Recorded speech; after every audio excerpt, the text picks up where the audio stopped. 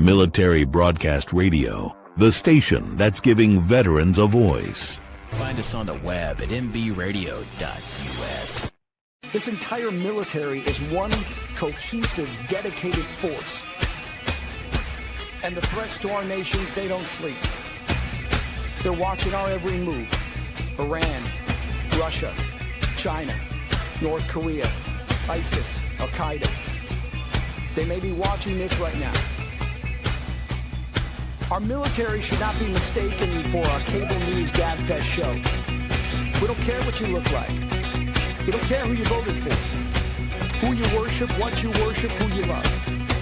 It doesn't matter if your dad left you millions when he died or if you knew who your father was.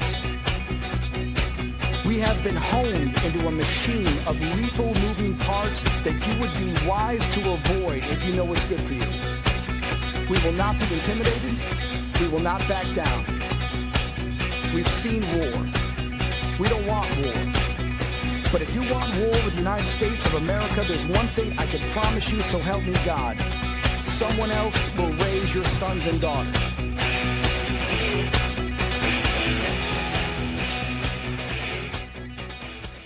Opinions expressed in this program are those of the speakers and do not necessarily reflect the views or positions of any entities they represent. Find us on the web at mbradio.us. Military Broadcast Radio, the station that's giving veterans a voice. Find us on the web at mbradio.us. Opinions expressed in this program are those of the speakers and do not necessarily reflect the views or positions of any entities they represent. Find us on the web at mbradio.us. Join Terri with Tracer Rounds every Tuesday at 8 p.m. Eastern to hear interviews with veteran artists, veteran business owners, and businesses that support veterans. Catch us on Roku, Amazon Fire TV, and MB Radio. If you miss a show, you can listen again on Wreaths Across America Radio every Wednesday at 3 p.m. Eastern. Tune in to see if you are on target. MBR, giving veterans a voice. Find us on the web at mbradio.us. The interview of the week is brought to you by Jersey Mike's, a sub above. Welcome to Tracer Rounds, and I'm your host, Terri, and you're on MBR, where we're giving veterans a voice, and tonight's voice is to DJ Nik. He is also a DJ on our platform, but he's also on multiple platforms, so it's not just us that gets to share in his talent. The whole world gets to share in his talent, and he's coming to us from Milan, Italy. Is that correct? That is correct, Terri, and thank you so much for having me on the show today, and thank you for that wonderful introduction. Well, there's so much more I could say, but I figured I'd kind of let you talk about your history and how you got started and how you got started with MBR and then just in radio in general. Can you just kind of give us a rundown of how you got your start into radio and then how you've progressed to where you are now? I know that's pleasure. A lot of conversation, but I'm excited to hear it all. It spans, sadly, quite a few years now because I'm, 42 now. I started going into radio when I was 18, so a few moons have passed since then. But what happened was at the time when because I'd been a music journalist for the longest time, so I'd interviewed all the artists I really wanted to meet and such, and done tons of reviews for CDs that I would receive and such. It was something I really, really enjoyed. But I was like, how can I further my passion for music? And that's when a light bulb went off. And I'm like, should I try my hand at DJing? And what happened was I was approached by a wonderful lady who sadly is no longer with us, Diane Landry from Texas. And she got me her start on a radio station. It was an internet station at the time. And she's like, what do you want to do? And I'm like, at the time I was more a rock and metal head. And so I was like, I really want to do a show bringing people European rock and metal. And, because the audience was mainly American, I was like, maybe they don't know these artists. Let's see if we can do something a little bit different. So I did that for a while, and it was great fun. And also got to once again have great artists on the show to talk to and such. And then I came across MBR, and once again, I heard heard great stuff. I think they were not in the early stages, but they've been around for a couple of years. And at that time, I'd switched from doing the Metal from Milan show to doing Whiskey and Cigarettes, which is my current show, which is a country music show, or rather, I guess I should say a roots music show, as we cover all the genres that fall under the Roots label. So country, Americana, bluegrass, Southern rock, etc. And so I asked them if they want, and they were like, yeah, by all means, we don't have a country show, so come on over. And I did, and I basically been part of the furniture since then. Wow. How long has it been? With MBR? Yeah. I think it's been about, could it be possibly 20 years, possibly? Oh my goodness. So you're really OG of NBR. You've been here a long time. I think Joel and I are probably the OGs, when it comes to who was there at the time, because he at the time was a DJ. He hadn't our overlord, but and so it was also great to see Joel kind of rise among the ranks and then ultimately take over. So that was a wonderful journey to see for me personally, and still be here now under his management. So I'm super happy to still be here. I'm glad that I still have a place here, and hopefully I will continue to do so. And I also want to applaud you for your work, Terri. You do an absolute job. I've been checking out some of your stuff, and you're awesome at what you do. So I'm really happy, to call you a colleague. Oh, well, thank you. I really appreciate that. That's quite a compliment. I'm a little bit speechless, if that's possible. I don't know if it's possible, but they dub you the Romeo of the Rodeo. How did you get that title? You know what? That was actually bestowed upon me by a Canadian artist by the name of Amy Lee. I was at my first award show. I was nominated for International Radio Personality of the Year in Nashville. And I'd met Amy a couple of times, and I hadn't met her. Sorry, I'd interviewed her, and this was the first time I actually met her. And so we were at the Silver Bullet Saloon in Nashville, along with all the other nominees. And what happened was, it's customary for Italians when they meet somebody, usually a woman, to give them the 2 kisses a week. This is completely, mind you. I did not realize at the time it was not normal for North Americans.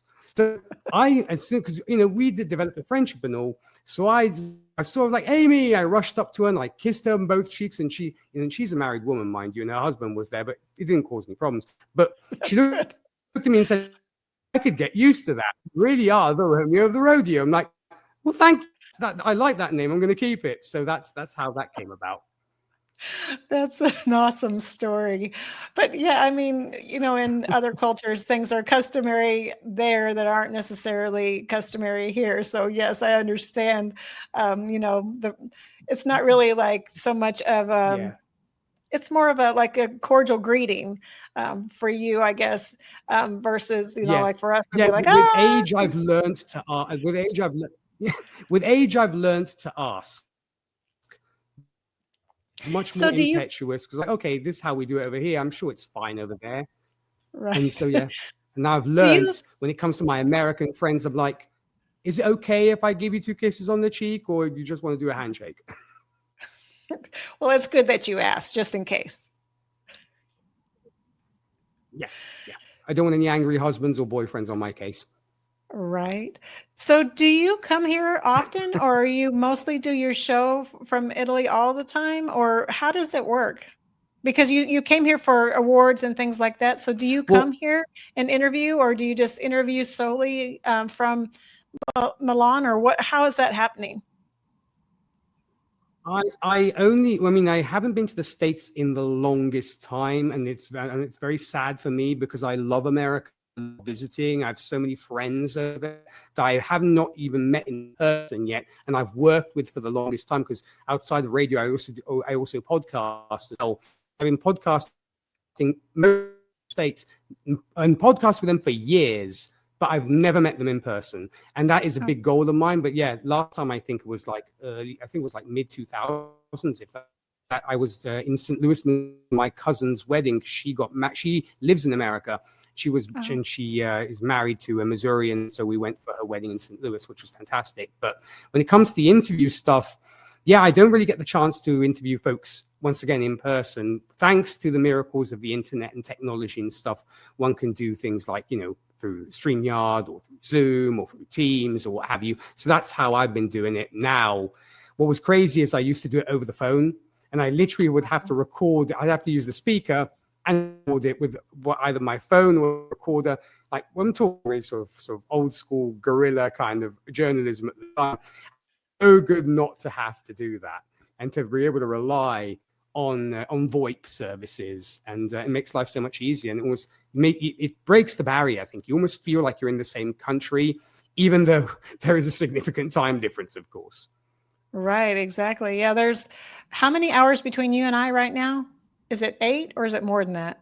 So you are on the East Coast or Pacific Standard Time or Central Standard Time? Central. I'm in Texas. Oh, okay. Oh, yay. Fantastic. Yes. 7 hours. There's a 7-hour difference between us. I'm 7 hours ahead. Okay. So it's in the afternoon there for you. It's actually early morning. It's 2 a.m. over here. Oh, it's 2 a.m. Good grief. I'm sorry. I got you out of bed. No, I've been up. I'm very much a night owl. I mean, my mind is pretty much set on Eastern Standard Time these days because of podcasting with folks in the States. Actually, before I hopped on here, I was literally finishing up a podcast with my friend Keith, and we just finished our review of Fantastic Four: First Steps. So, and he's in North Carolina, so it's all in a day's work for me when it comes to these insane hours. Not to mention, I'm a huge hockey fan. I mean, aside from loving football, of course, because I wouldn't be an Italian if I didn't like football or soccer. But I'm a huge hockey fan, huge NHL and Montreal Canadiens fan. So I'm used to being up at all hours watching the Montreal Canadiens, even though they haven't been particularly good lately. I mean, it's sometimes like, why do I even bother? But, you have to root for your team in the good and the bad times. So. That's right. No fair weather fans. You have to, it's got to be a diehard fan all the way through. Oh, yeah. Yeah. So you're on our platform almost every day of the week, and you do top 10 country, pop, rock, all that. So how did you decide to start with all those different shows instead of just doing the whiskey and cigarettes show? Well, the thing is, since I love so many genres of music, as I listen on a regular basis, I will go from anything start to I don't know, Eminem to all sorts. So and K-pop recently has become a huge thing for me lately. I love K-pop, but so what happened was I was like, yeah, country's all fine and good, doing 4 hours of country music or roots music and what have you, but like it would be nice to kind of bring in my passion for other music, go back to my old days of the rock and metal days, and so to find a way to do that.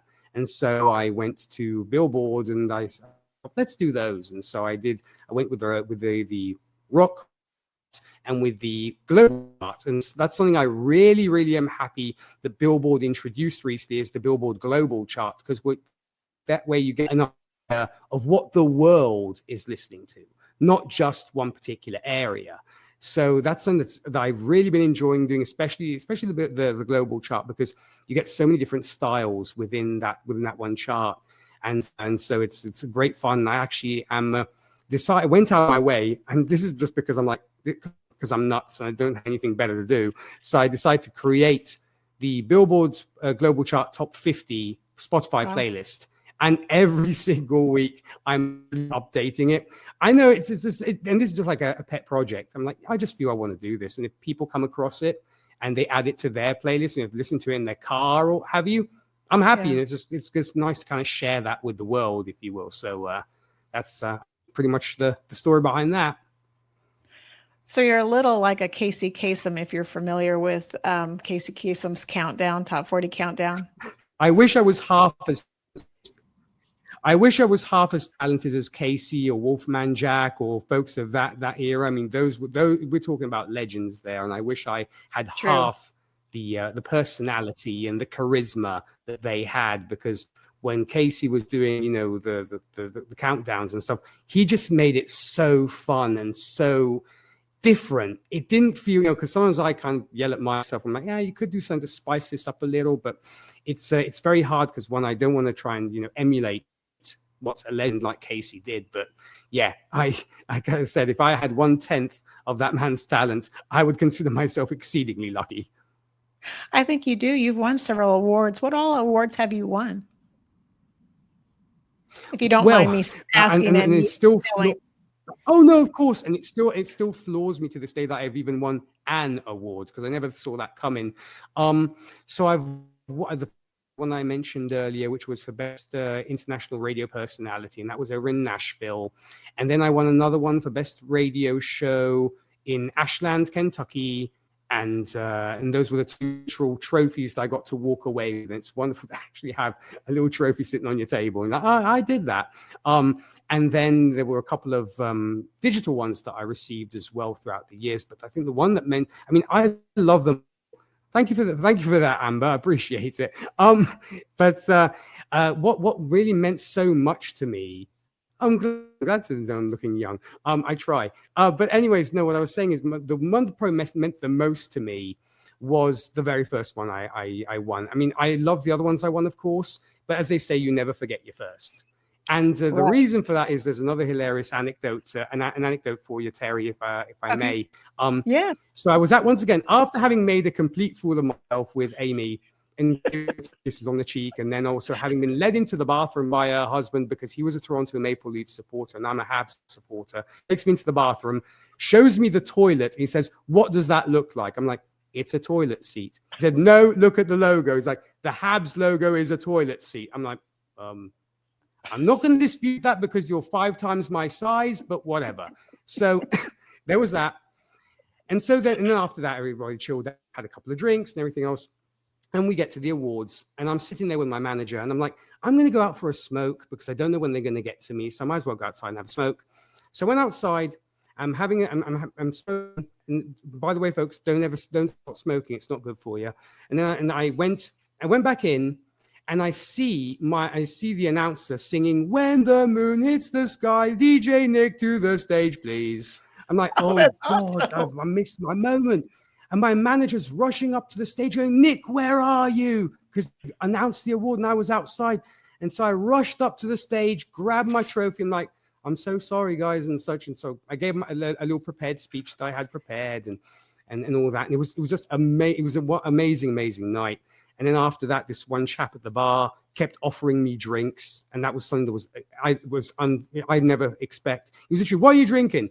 And I'm like, let's go with a whiskey and Coke. And he says, "Put it on my tab. Anything this guy wants, put it on my tab." I'm like, wow, I don't even know this dude. And he's offering me drinks. This is amazing.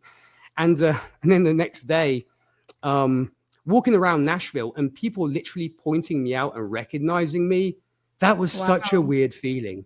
It was such a weird feeling, but it made me feel so welcomed because once again, you're in Nashville, which was, granted, things have expanded, but it is still considered the capital of country music. And yes, the best of the best have been there. And so I was like, I felt so humbled that people were literally pointing me out, going, "International radio personality." I'm like, "Yeah, cheers, man." And it was just unforgettable. And I cannot thank the people in Nashville enough for being so welcoming, so kind.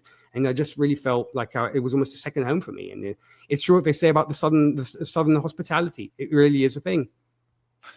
That's so awesome. I love that story.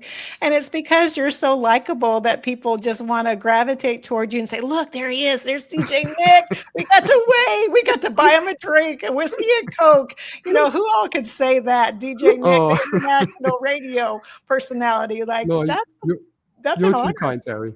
No, that's an honor. So we're going to take a quick break and we're going to play Adios Amigo by Dallas Alexander. I don't know if you know him, but he's a Canadian Special Forces troop that's now a country music singer and just moved recently to Nashville to hone his craft. So we're going to play him and then we'll be right back with DJ Nik.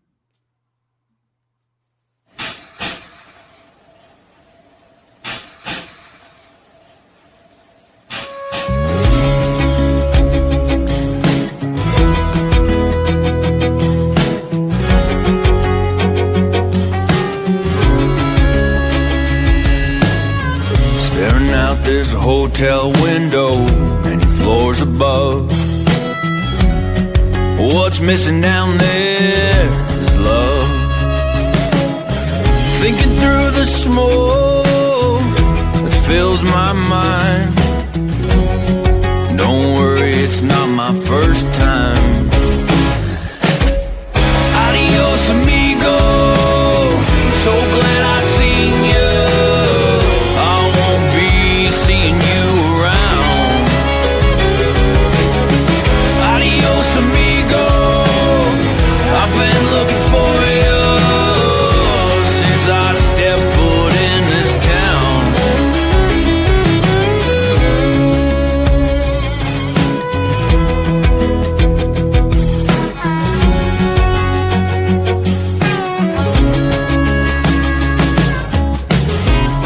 They say it's all inside, heaven and hell. What happened to that angel when he fell? Give it just one try. Tell me you don't like it. Be God for a moment and don't despise it. Adios, amigo. I'm so glad I seen you. I won't be seeing you around. Adios, amigo. I've been looking for you since I stepped foot in this town.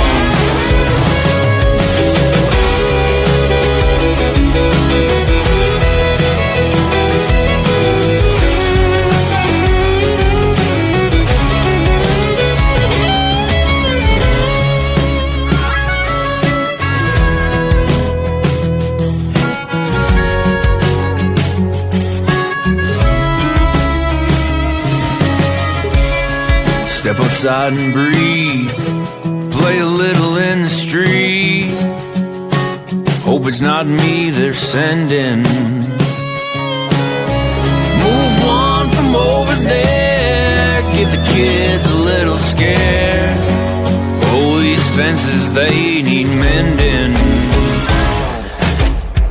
Adios, amigo. I'm so glad I seen you. I won't be seeing you around. Adios, amigo.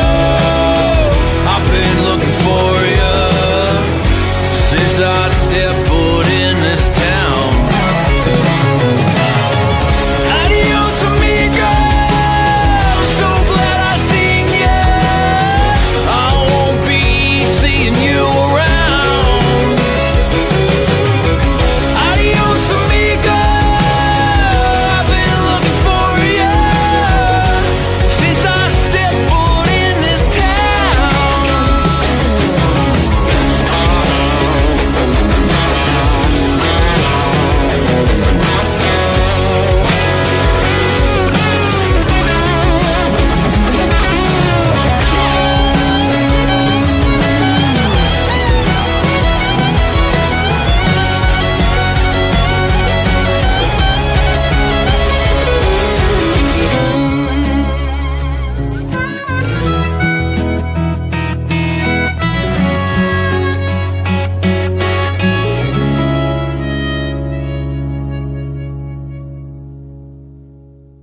Military Broadcast Radio, the station that's giving veterans a voice. Find us on the web at nbradio.us.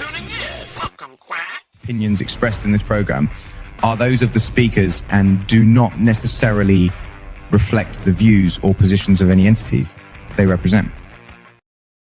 And welcome back to the Trace Arounds podcast. And I'm with DJ Nik, and he is a radio. He is. I just muted you. I'm sorry. He is on our music side on MBR, and he's also syndicated with other platforms, and he has the Whiskey and Cigarettes show. And so I'm really fortunate to have you tonight because I really didn't think you'd say yes. Well, as always, it's great hanging with you, Terri. And may I say that was a fantastic song you just played. Absolutely loved it.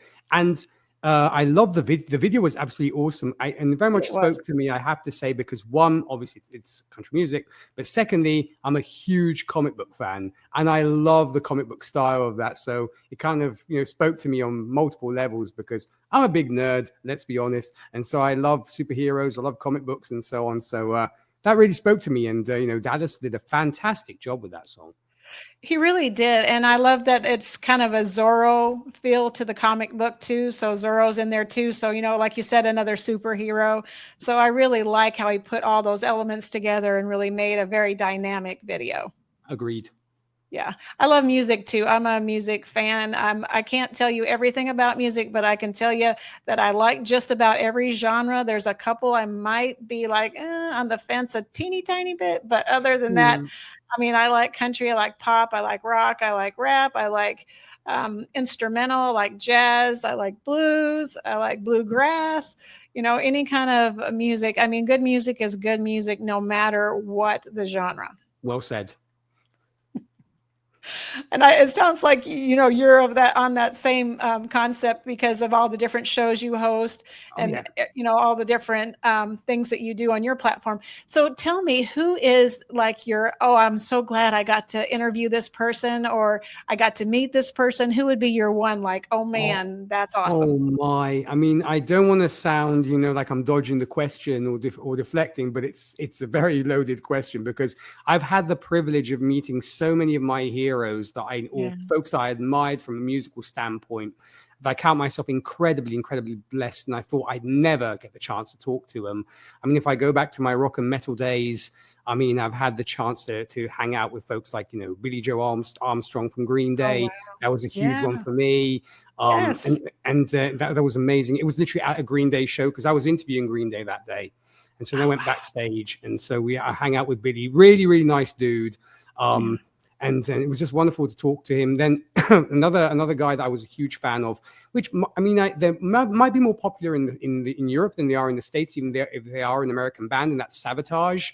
And I met their lead singer, John Oliva, who I was a huge fan of, and I thought I would never get to meet him. And once again, got on the tour bus, chatted to the guy, and I'm like, I cannot express to you how much your music means to me. And because I always think you should thank them, because, they're sharing their gift with the world, and they might hear it a million times, but I think, they can never hear it enough. So I think it's important to let them know how much music has impacted you. So, and then there are tons of other ones that I got to do when it comes to the rock and metal side of things. Lita Ford was one which was brilliant. Yes, Lita Ford. Oh my goodness. But here's the weird one with Lita. With Lita, it was on the phone, and we literally did something where we went through her discography. And so I had her pick 3 songs from every album of hers, and we literally went through them. And so she was on the phone for a significant amount of time with me, to literally where she was driving. She went to a fast food restaurant with her kids. I heard it all. You could literally hear her kids in the back. It was like, you guys shut up, I'm doing an interview. And she was literally, so I was literally with her all the time throughout the course of this. It was really weird. But it was amazing that I got to talk to Lita. Once again, a really lovely gal. And then another very memorable one from that day, and then I'll get some country ones here shortly. But the other one that meant a lot to me was talking to the guitarist from Vixen, who sadly is no longer with us. And that was also in her car. And at a certain point, she literally said, Nick, is it a problem if I just go outside and pee? I really can't hold it in anymore. I'm like, that's rock and roll, baby. Take it. Go ahead. I'll be right here. And so it was literally heard that she had to get out of her car and go out, and because I said she's a rocker, that's what they do. And so that was a great honor for me. It's very sad I said that Jan is no longer with us, but she was absolutely a wonderful, wonderful person. In the country world, well, there's quite a few. The first one that comes to mind is Tanya Tucker. Yes, Tanya Tucker, of course. I got to have Tanya on my show twice, and she was like so elated about it. She's like, you're in Italy? I can't believe I'm talking to you in Italy. I can hear you so clearly and stuff. I'm like, yes, that's the miracles of technology, Tanya. You appreciate that. And then she's like, I so have to come back because I love the name Whiskey and Cigarettes. I have to come back. So she came back, and other ones, I mean, I could just literally go down the list of how lucky I was. Charlie Pride was another one I got. Oh, wow. Yeah. Another really fantastic dude. I mean, I have very little bad things to say. I've been very lucky. I've never had any sort of bad interviews. There have been a few, of course, but most of them were great. Bobby Bear was another one I got to talk to, and he was a big hero of mine. Hank Williams Jr. Wow. Who else was there? And here's the very sad one. I was supposed to interview Kenny Rogers, and what happened was I was in Nashville at the time, and I was just about to. It was the day before I had to leave to go back to Italy. My manager writes to me, says, "Do you want to interview Kenny Rogers?" Which is like, is the Pope Catholic? I mean, and I'm like, of course. Yeah, exactly. Like, obviously I do. And like, okay, he'll be available tomorrow at such and such a time. I'm like, oh man, I'm flying out. I won't be able to talk to him. And so I live with the regret now, because once again, Kenny's no longer with us either. Right, yeah. And I have that huge regret that I never got to talk to Kenny Rogers, because that's another one which would have meant a lot for me to talk to. I mean, but then there were so many other ones that as I said, I was incredibly happy with, both in the independent world and the established one. And once again, they're just such nice people. It's amazing, because sometimes you think fame and fortune has gone to their heads. They might be a bit snooty or what have you, but by and large, I've noticed that they're really down to earth. I mean, I think if you treat them right and such, they tend to behave themselves and be good. Luke Bryan, another guy I absolutely love. He was fantastic. Chris Stapleton was another one. I actually wow. Here's another fun anecdote for you. I actually was able to stomp Luke Bryan. I never thought I'd be able to do that, but I did, because we were doing the interview, and at a certain point I said, "You always have this huge smile on your face. What in life makes you smile?" He stopped, and he's like, I'm going to need a moment to think about that one. And it took him a while. Like, I literally stomped Luke Bryan, who's done so many interviews in his life. So I was like, you go. So that was another great one. So, but like I said, I could go on all day, because as I said, I've been so lucky, because I've been doing this for so long, and I've had the chance to have so many people that I've gotten to talk to that have written and sung songs that, like I said, have made my life that much better. And so, I'm incredibly thankful to all of them. Yeah, definitely. So is there any other DJs that you've wanted to meet, that you've met, that you're like, oh my goodness, I'm getting to be in the same virtual space as them, or literally in the same space? Well, I'd love to hang out with you. I mean, if ever I'm in Texas, I have not been to Texas in ages. That was one of my first trips to the States. I literally was in Fort Worth. Yeah, I'm right here. There you go. Fort Worth I had a blast in Fort Worth. It was absolutely fantastic. I was hosted basically by Diane Landry, as I said, the gal who gave me my first gig there. And she's like, come on over to the house and so on, etc. You'll be my guest for a couple of days or what have you. And she introduced me to Cajun cooking. One of the most fantastic things I've ever tasted. So we had like the sausage gravy and the biscuits and all this stuff. And I was like, oh, this is amazing. The only problem was I came back, I was like, I don't know how many pounds I'd put on by then, because we ate this stuff like on all the time. I'm like, this food is really good, but it's kind of taking a toll on my gut. So I don't know if I could eat this all the time.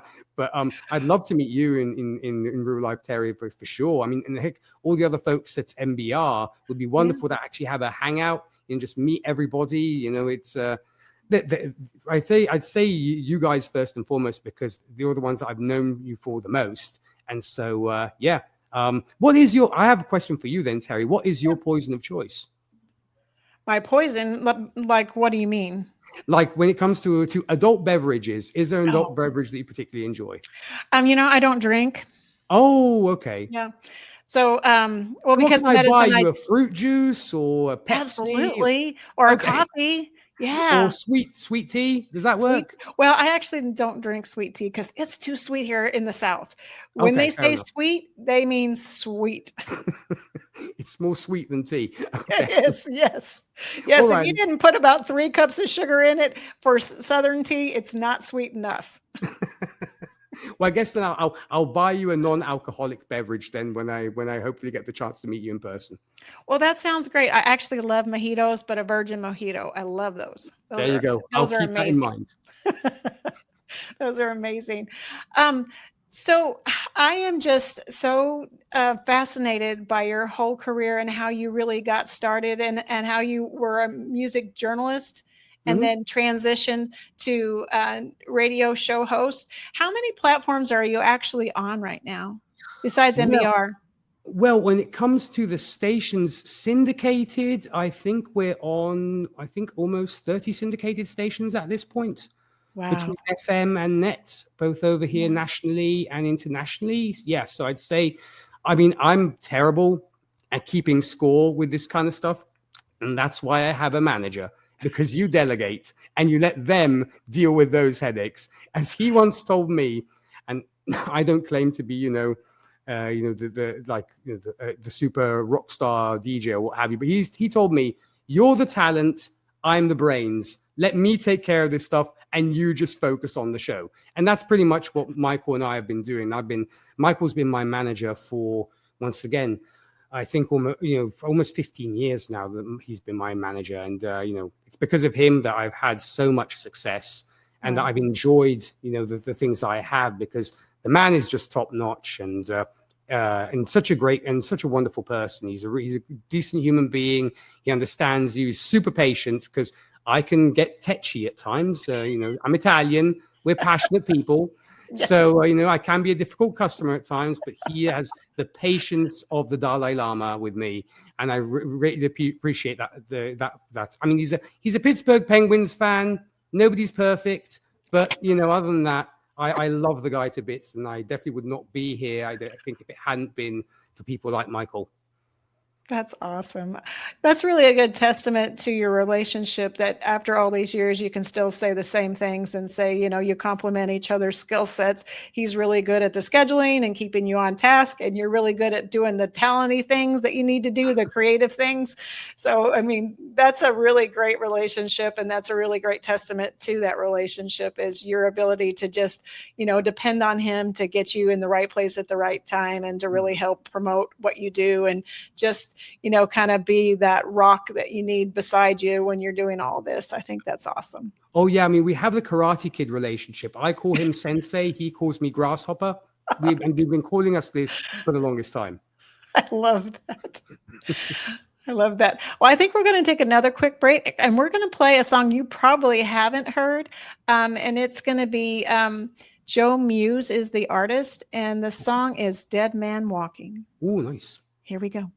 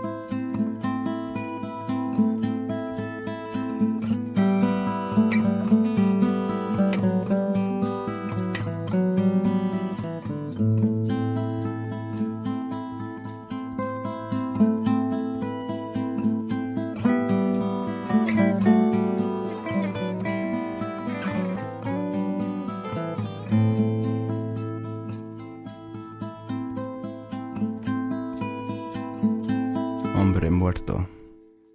Dead man. 15 years hard time for something I didn't do.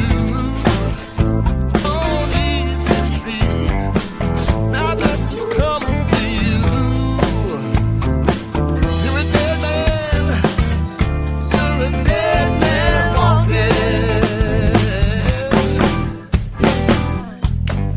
Oh.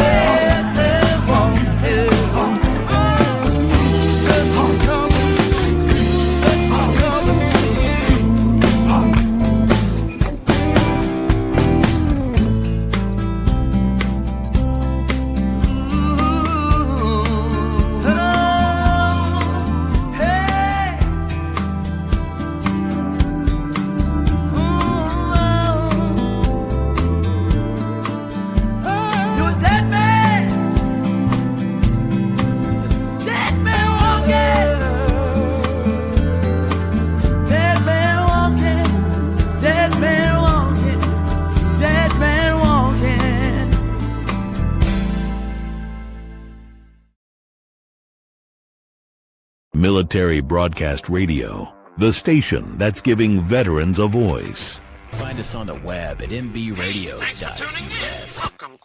Opinions expressed in this program are those of the speakers and do not necessarily reflect the views or positions of any entities they represent. Welcome back to the Tracer Rounds podcast. And in the chat, Joel was there. So H Train and Amber from Into the Weeds and Tony from Inside the Hoosier Mind. And we also had Jose Flores with the Motivated Mindset. So all these guys are hosts and they're really digging your accent and they're digging what you do. And we do listen, and I do listen to you too at work when your show is on. I'm really excited to. I appreciate that. Yeah. I hope it's enjoyable at least. It's bearable at least. No, it's very enjoyable. I appreciate what you do. And I get lots of opportunities since you're on several different times. I get lots of opportunities to hear you. And I was like, I need to have him on the show. How cool would that be? Oh, well, thank you. And I'm very, very glad to be here once again. And I will say this, I guess tonight it's all about the anecdotes. I feel like one of those old school. I feel like Keith Richards kind of relating his biography. Oh, yeah, back in the day we were doing this. No, I mean, no, I'm kidding. But what I'm saying is, when it comes to the accent, and that has been kind of been brought up multiple times, even in my interviews, because when I have most of my artists, the artists I talk to are from the States or from Canada, North America mainly. Yeah. And they always like, I was expecting an Italian. Why do you sound British? Right. And I'm like, this is just how I talk. And I mean, I guess tonight I'm gonna reveal the secret behind that, because a lot of people wonder what the story is behind this, why I sound like this is. Well, I was born and raised here in Italy. My father is Italian and multiple generations. My mother is South African. And she moved from South Africa to Italy when she was like 18 or whatever. Met my father, and here I am. But so that's why. What is really weird is I did not inherit my mother's South African accent. I got this. I guess it's probably because also my grandmother, my maternal grandmother, who lived in Brighton, England, she would send us, myself and my siblings, videotapes. When she came over to visit, she'd bring us videotapes of TV shows from the UK. So we watched a lot of British television, and that might have possibly influenced my accent. I don't know, but it definitely developed my love for British TV. Huge Doctor Who fan, of course, and all that. But yeah, and that's so. If anybody's wondering, this is why I sound like this. I've actually been told my accent is estuary English, which I love. I love the title, which kind of means within the London area, but not exactly. This was actually told me by a violinist and linguist. She's like, oh, because she is literally from England, and she was listening to my accent. It's like, that's estuary English. I'm like, oh, okay, thank you. Now I have a name for it. That's good. Yeah. So it is interesting. And I wondered about that. I didn't ask, but I did wonder. So what do people think around you? Because you live in Italy and you have that accent. So do they think you belong there, or do they think, what are you doing here? Well, the thing is this, it always surprises them, because I am, fluent. Obviously, when I speak Italian, I've got a Milanese Italian accent, because obviously born and raised in Milan. And when I open my mouth and speak English, I've got this. And it always floors them, because they're always like, oh. I wasn't expecting that. And they're just blown away by it, because Italians, I mean, I love my country, don't get me wrong. But Italians are getting better at speaking English, and especially the latest generation. Now I sound like an old man, but that's how it is. The latest generation are getting good at it, because they're starting to watch films and TV shows in the original language, mostly English, with subtitles. So they're beginning to learn, to speak it better. Fun fact: the theater that I go to, the movie theater I go to, offers films in English with subtitles. Okay. And I'm so glad, because I can't, as much as we have the best dubbers in the world, and actually, famous stars from Hollywood want to meet their Italian dubbers because they're that impressed. So I'm not just saying that. Yeah. But they offer, because I want to always watch movies in the original language, because I think it conveys the true feelings as much as a voice dubber can do. And so it's great to see so many folks going to these showings in the original language. Case in point, the other day, I went to see the new Fantastic Four movie. And within my movie theater, there were tons of folks and they were just speaking Italian, but they were there to watch it in the original language. And so I think it's a wonderful thing that we get that opportunity. I mean, I will even watch films that are in languages I don't speak. I love Squid Game, for example, and I watched it in Korean with the subtitles because I wanted to hear it in the original language. I know it's also dubbed, but I would rather hear it in the native language because I think it just brings forward more of the expression when it comes to watching a TV show or a movie. Sorry to go down that tangent there, Terri. No, I totally agree with you. I watched Rambo in French, and it just does not have the same dynamic as when you're hearing it, in English. Hearing Rambo speak French was not, couldn't imagine Sliced alone in French. It was not good. And I was like, no, I want to hear it in the language it was originally produced in. And so I'm 100% with you on that. I think even if I don't speak the language, the intent and the acting is all geared towards the language, and all the intonations and on the inflections are all about that language. And so it conveys so much more of the meaning behind the movie and behind the feeling and everything that goes along with the dialogue.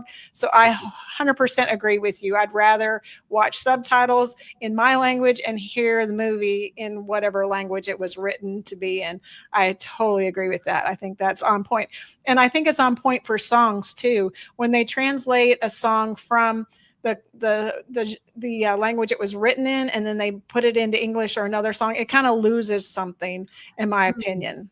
You bring up a great point, because for the longest time in Italy, pop songs, I mean, of course, they had the original, they had their own, we have our own, obviously, pop songs, but for the longest time, way back when, so like in the 50s or the 60s or what have you, they would take famous, English songs or English language songs and translate them into Italian. Or even more interesting, you would have the original artist who sang that in English, sing it in Italian. Neil Sedaka did that multiple times. Wow. Paul Anka did that multiple times.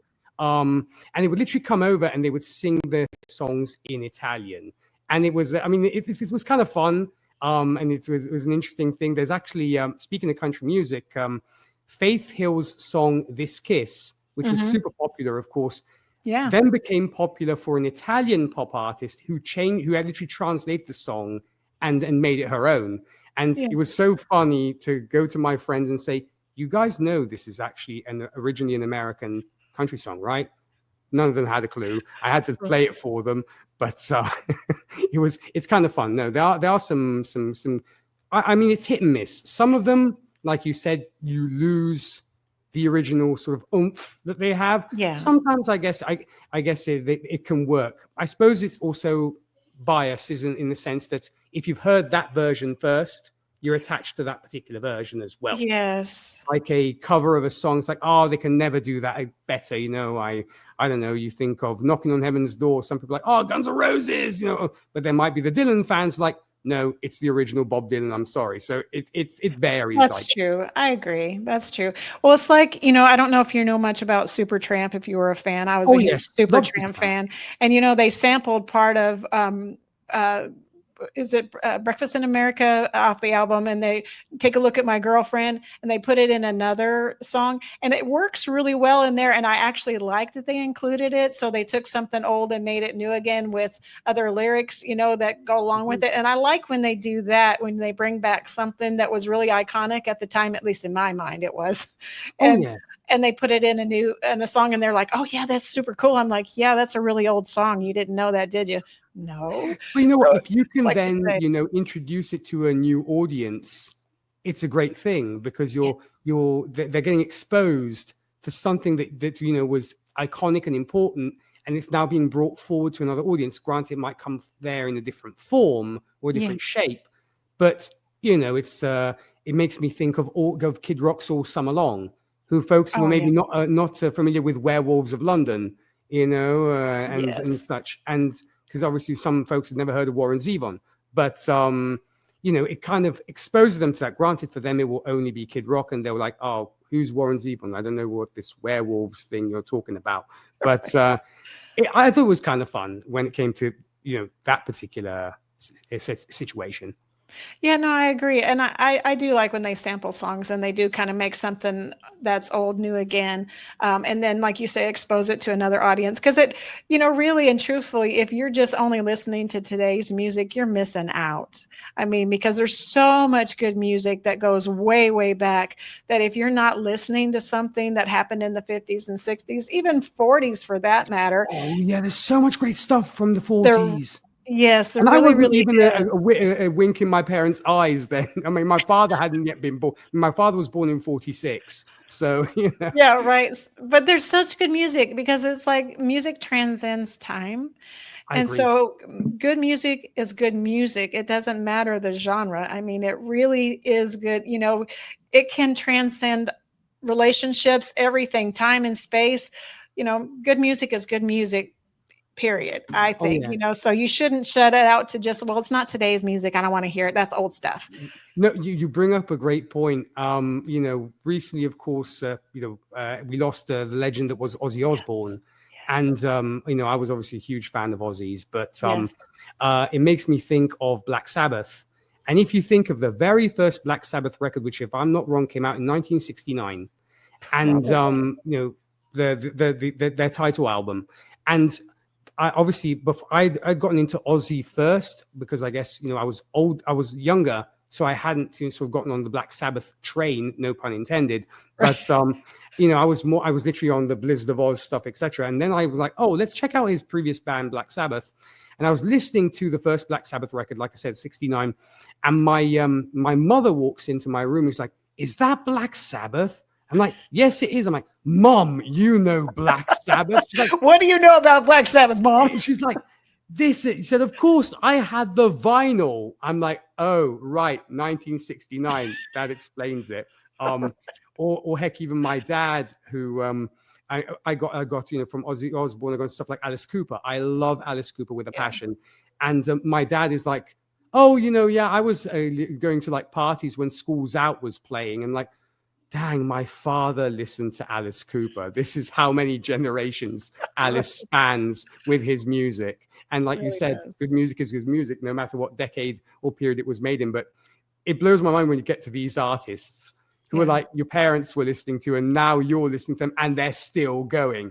So I of course I hope that Alice keeps going for as long as he can. But as I said, it's just amazing that artists like him, can have touched so many generations without realizing it. Yeah, it is amazing. Like Steven Tyler and Aerosmith. I mean, he's been around a long time, and the Rolling Stones and Mick Jagger. I mean, like, these, like you said, they're through the history of our teenage years. Our parents, they're maybe our kids even will still be listening to it. It's like, the Eagles are still going live, aren't they? The Eagles, they lost, with one of the sons. I know they lost the guitarist, but didn't I think Vince Neil come in to replace him temporarily or something like that? Yes, I think so. Vince Gill, pardon me, Vince Gill, yeah. Yeah, he did. He did for a while. And just like the Beach Boys had the guy from Full House. What's his name? I just forgot his name. But he was the drummer for a while. Yeah. Yeah. I don't know why I can't think of his name. But yeah, I love it when they get somebody that's a huge fan and they bring them in and then let them play, because they've been studying the music for so long and playing on their own. So once again, introducing the Eagles to another generation, because the Eagles have been going on forever. Yes, Hotel California. I mean, that's iconic, right? I mean, California Desperado, you name it. Yes, exactly. Yeah, the Eagles. And then everybody has to go to Winslow, Arizona. Of course. And stand on the corner. They most certainly do. My sister even did it. She sent me a picture from Winslow, Arizona, standing on the corner. Yeah. Wow, that's amazing. Yeah, it's pretty neat how you get to sometimes live the music that you hear, like you get to visit some of the places they're talking about or something, and it just brings all that music and those memories home, I think. Oh, I totally agree. And see that at the same time, though, when you listen to those bands or those artists that maybe not around anymore, they retired, you're really like, oh man, I wish I could have seen them live. Now, yes, lately I'm not a big concert goer, but if somebody told me, what concert would you like to? Where's your dream concert? I would say, without even thinking about it, Creedence Clearwater Revival. Oh, I yeah. would kill to see CCR with the original lineup. I believe John Fogerty is still doing stuff. I think he's now kind of gone. I don't know whether he's still with CCR or whether he's just a solo artist these days. But I would have killed to see CCR, back in the day, or the old lineup, because that's another band that I love so much because they transcend their genre. You can call them somewhat country. They're a little bit rock. They've got so many elements that they are able to please so many folks from different backgrounds. I mean, because you can be a hardcore country music fan and love CCR. You can love rock and roll and you love CCR. You can be a pop fan, you love CCR, because they are just that good that they can cater to so many different palettes. Yeah, no, I agree. I think that's on point. There's several artists I'd like to see too. That some of them are together, some of them aren't. But one of my favorite was Rick Springfield. I'm sorry, but I just loved him, and he's still performing, and he's like 70 something now, I think. But he's still out there killing it. It's like there's a lot of them out there like that. I saw. Bruce Springsteen is still going, which is insane. Yes. And REO Speedwagon, I think they just announced they were stopping performing, but I got to see them, and they were one of my favorites. There's several like that. I haven't seen the Gym Blossoms yet. They're supposed to be in town in September, and I want to see the Gym Blossoms. I love them so much. I love their music. I hope you get to see them. I've heard that the shows have always been good, no matter what period. So I think I've heard it's a treat. They're friends of mine. Who are fans of the Gym Blossoms. So I think if you get the chance. Yeah. If you get, the thing is, my friends have also very sort of eclectic tastes in music. And some of my friends have actually gotten the chance to see him, and they're like, it was epic. It was one of the best shows I've ever seen. And so, because they're like, I thought maybe after so many years they wouldn't be able to bring it, but man, they brought it. And so I would highly suggest if they're in your area, Terri, or even a couple of states away, go for it. I know they're coming with the Spin Doctors. Oh wow, yeah, yes. Totally have to go. Right, that's I don't think any more convincing than that. Right, that right there is like, oh yeah, let's go. Well, we're coming up on the end of our hour, and I really hate that because I really enjoyed our conversation, and I really enjoyed talking to you about your career and then about music, because it sounds like we kind of run in the same lanes of music appreciation. Like it doesn't really matter if it's country, because I love country too, and I love rock, and I alternative, like. I love it all. Music is just, it's the heartbeat, my heartbeat, actually. And I feel like it's the heartbeat of America and all the other countries, is because anything that if we can't share anything else between our countries, we can share music. And music, bridges that gap sometimes and brings us together, because I know this is kind of cliche, but music, I think, heals the soul and can really put people together when they didn't think they had anything in common. I think music is our commonality, and we can find some common ground if we can just share, some music and a drink and relax, right? Amen. I couldn't have put it better myself. I think definitely music is a universal language. Even if you don't speak that language or understand that language, you can still bob your head and tap your feet and have a good time. So that was very eloquently put, Terri. I couldn't add any more to that. And it's very sad that this hour has just flown by. I guess as we say, time flies by when you're having fun, I guess. Absolutely. I've enjoyed it so much. Is there anything you wanted to say right before we're taking off? Anything that's coming up for you that you want to share with the group?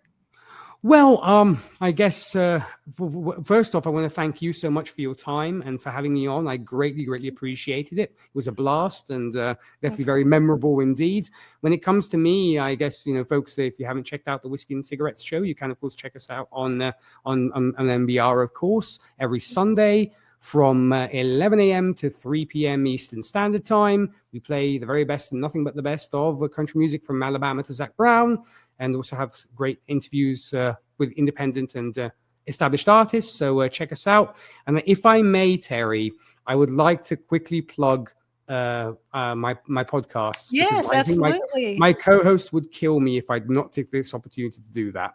Yeah, so first off, I mentioned my love for comics. So you're fans of superhero movies, you can check myself and my co-host Keith Bliss on Happiness in Darkness, the superhero movie podcast, where we discuss any and every superhero movie under the sun. We recently reviewed the Fantastic Four: First Steps. And last but certainly not least, Gold Standard, the Oscars podcast, where myself and there's two lovely ladies, Zan Sprouse from Ohio and Rachel Friend from Indiana, we have reviewed all the Best Picture-winning movies in chronological order, and now we're reviewing movies that we have picked, and all sorts of films have come out. So that's Happiness in Darkness and Gold Standard, the Oscars podcast, and you can find us anywhere where podcasts are found. And I would say go check them out because I'm a fan. So you've got a fan for life. So thank you so much for coming on the show tonight and for sharing your information with us as far as what you're doing and you know how you got started and just sharing a little bit about you, because I see your name all the time, but I haven't got a chance to really engage with you. So this was my opportunity, and I'm so glad I had it. I'm so glad I got to talk to you, and meet the legendary woman behind the legendary shows. So we're very happy to hang out with you, Terri. Well, thank you. This is Tracer Round signing off. Ladies and gentlemen, thank you for tuning in to Military Broadcast Radio. As we wrap up today's show, we want to remind you that the podcast of today's episode will be available right after we go off the air. So if you missed any part of the show or want to listen again, be sure to check it out. And remember, we're here to support and honor our veterans. Your stories and experiences matter, and we are committed to giving you a platform to share them. That's right. We're here to give our veterans a voice. So don't forget to catch the podcast and stay connected with us. Giving our veterans a voice.